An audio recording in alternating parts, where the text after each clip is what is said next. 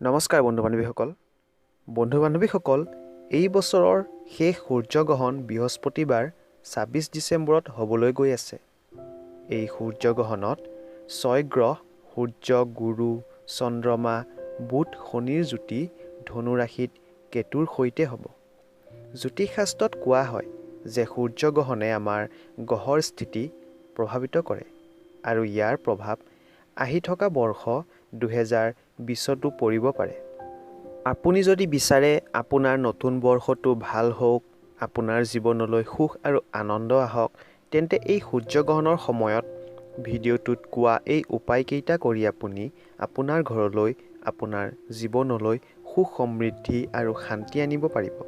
লগতে আপোনাৰ যি মনোকামনা আছে, যি ইচ্ছা আছে, সেয়া এই উপায়ৰ দ্বাৰা পূৰ্ণ হৈ যাব।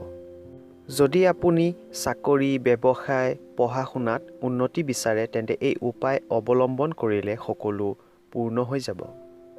এই ৫টা উপায়ৰ ভিতৰত যদি আপুনি এটা উপায়ো অৱলম্বন কৰে, তেন্তে আপুনি ইয়াৰ ফলাফল পাব। আহকচোন জানো ইয়াৰ বিষয়ে। প্ৰথম উপায়, সূৰ্যগ্ৰহণ লগাৰ পাছত আপুনি কোনো দুখীয়া, ব্ৰাহ্মণ বা কোনো লাগতিয়ালজনক মিঠৈ অৱশ্যে দান কৰা উচিত।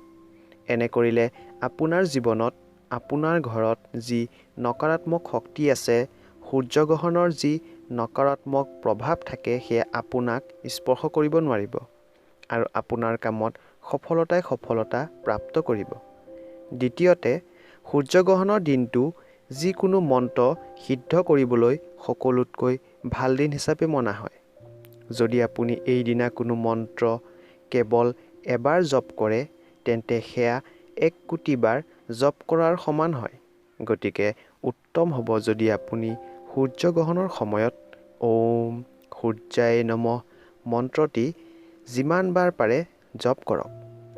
তৃতীয়তে, যদি আপোনাৰ কুণ্ডলীত যিকোনো প্ৰকাৰৰ গ্ৰহ দোষ থাকে, তেন্তে এই গ্ৰহ দোষ দূৰ কৰিবলৈ এই সূৰ্যগ্ৰহণত, সূৰ্যগ্ৰহণ চলি থকা সময়ত এখন পৰিষ্কাৰ ৰঙা কাপোৰত এটা পানী থকা নাৰিকল বান্ধি সূৰ্যগ্ৰহণৰ সময়ত সূৰ্যৰ কিৰণ অৰ্থাৎ সূৰ্যৰ পোহৰত ৰাখি থওক আৰু যেতিয়াই সূৰ্যগ্ৰহণ সমাপ্ত হ'ব, সেই ৰঙা কাপোৰত বন্ধা নাৰিকলটো ৰঙা কাপোৰৰ সৈতে কোনো পুখুৰী বা নদীত উটুৱাই দিয়ক।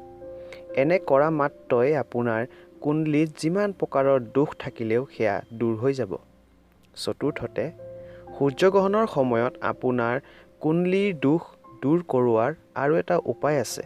সেয়া হৈছে সূৰ্যগ্ৰহণৰ সময়ত ৭ প্ৰকাৰৰ শস্য বা অনাজ কোনো দুখীয়াক বা ব্ৰাহ্মণক দান কৰিব আৰু কেইটামান অনাজ বৈ থকা পানীত উটুৱাই দিব।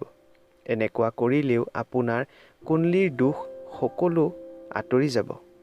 পঞ্চমতে, সূৰ্যগ্ৰহণ সমাপ্ত হোৱাৰ পাছত আপোনাৰ ঘৰৰ ওচৰে পাঁজৰে কোনো পিপল গছ থাকিলে সেই গছত আপুনি পানী দিয়ক আৰু সেই গছৰ ওচৰত চেনি মিহলি আটা ছটিয়াই দিয়ক। এনে কৰিলে আপোনাৰ জীৱনত সাংসাৰিক সুখ বৃদ্ধি হ'ব আৰু জীৱনত যি সমস্যা চলি আছে, সেয়াও দূৰ হৈ যাব। আজিলৈ ইমানেই। ধন্যবাদ।